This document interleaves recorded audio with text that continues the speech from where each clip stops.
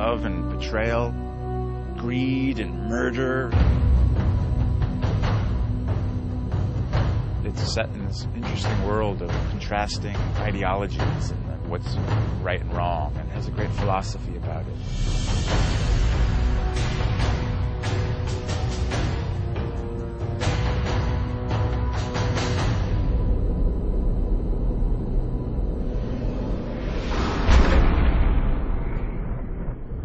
Game of Thrones is about power struggles in a fantasy kingdom called Westeros, and it's about a struggle for the Iron Throne, which is the seat of power in this kingdom. There's a war coming, Ned. I don't know when, I don't know who we'll be fighting, but it's coming. At the core of it, there's a conflict for power between two great houses initially, House Stark and House Lannister. The other major houses are all contenders as well. It's a suitably complicated political situation. The old truth that power corrupts, I think, is very valid, and it shows in this series. You see characters that come into power and how they change. In a way, it's about how people forget to see the bigger picture. There's a common threat that everybody kind of ignores because they're too busy pursuing their own interests. And meanwhile, outside the Seven Kingdoms, two great threats are rising. One across the sea in the exiled Targaryen siblings, and another one far to the north, beyond the Wall, which is the boundary of the Seven Kingdoms, in lands of perpetual ice and cold, where a supernatural threat is stirring. It's very different from anything that's been done. I can't think of another fantasy which is as dark as this one is, which is as gritty and as real. Every single character is incredibly complex. You think you know them, you think you've got them pegged as what they seemingly are, but they really aren't. Is there someone in your service whom you trust completely? Yes. The wiser answer was no, my lord. It's not a good guys, bad guys story. It's a story where everybody is pursuing their own interest and everybody is following their own code, and it's about those interests and those ethics coming into conflict with each other, and it just provides a much richer story than the guys in white beating the guys in black. Lord Baelish, perhaps I was wrong to distrust you. Distrusting me was the wisest thing you've done since you climbed off your horse. It's quite a big, sprawling, epic kind of story, and fascinating characters, different characters, very rich, sort of tasty characters in there. You don't know who they all are and how they fit in. Shouldn't be out here, my lord. There's no telling who has eyes where. Let them look. So I've found it's very dense and it's very multi-layered. I think that's what I found quite intriguing and quite fascinating about this thing.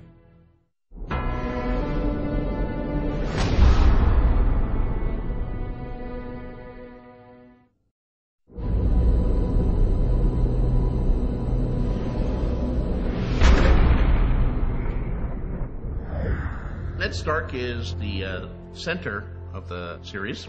He's very realistic, quite a pragmatic character. This is fine work. It's not for sale. His lordship wants the helmet. I made it for me. Forgive him, my lord. There's nothing to forgive. He's principled, he has values, and above all, he's very loyal, you know, and that's something that he demonstrates on many occasions. You helped me win the Iron Throne, now help me keep the thing. We were meant to rule together. Ned is the Lord of Winterfell, and he's married to Catelyn Tully. Together they have a number of children. 17 years ago, you rode off with Robert Baratheon. You came back a year later with another woman's son. Jon Snow, he's of an age with Robb, the eldest son, and they're close as brothers.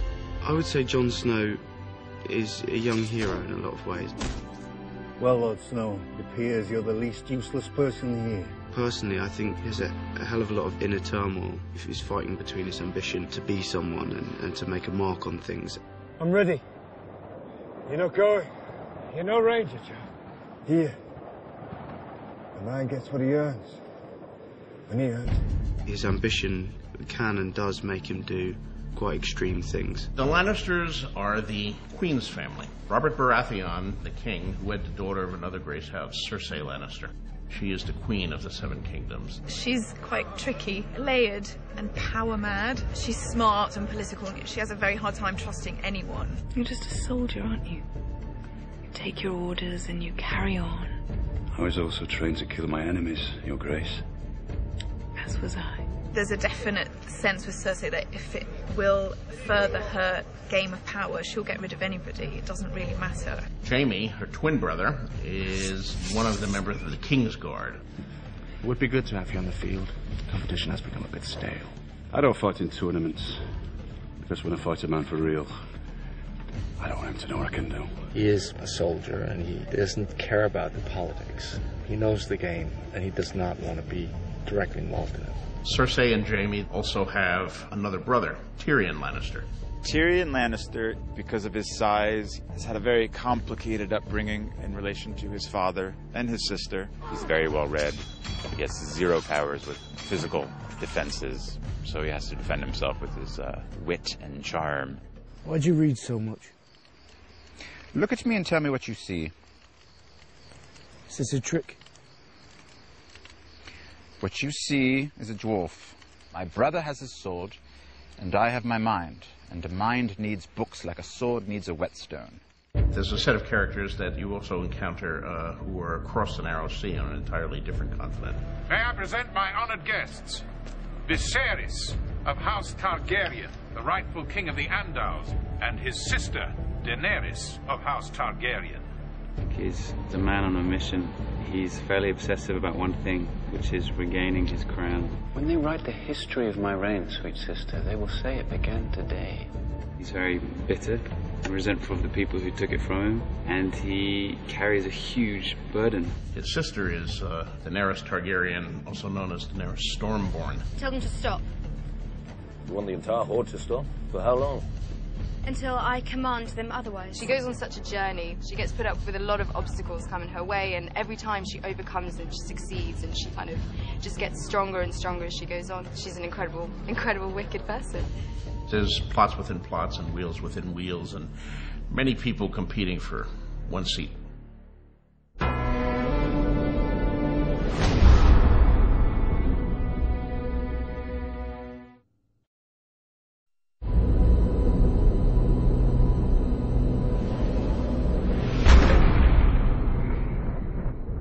Going into this, it's always been something very important to us, that things never look fake. For us, it's more about creating this world and making it an authentic and believable world, but it's not our world. We were lucky enough to have the help of a tremendously gifted art department. I'm responsible for the look of the show, from the kind of the floor to the sky, and working out what the CGI is going to be, the whole look of it from there downwards, so that we have a complete look to the series.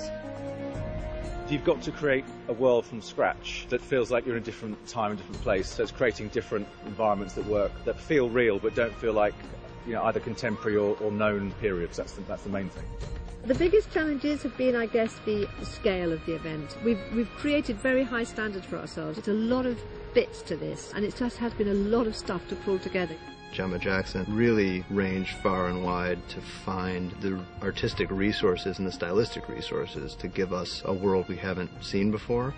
There's an Arctic wasteland, which is very far north, and you go all the way to a more desert wilderness and everything in between.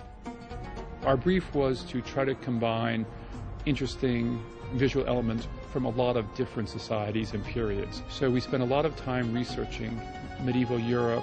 We looked at Oriental influences, we looked at Asian influences, we looked at the subcontinent, we looked at African influences. We tried to find references from a lot of different civilizations in different times and combine them.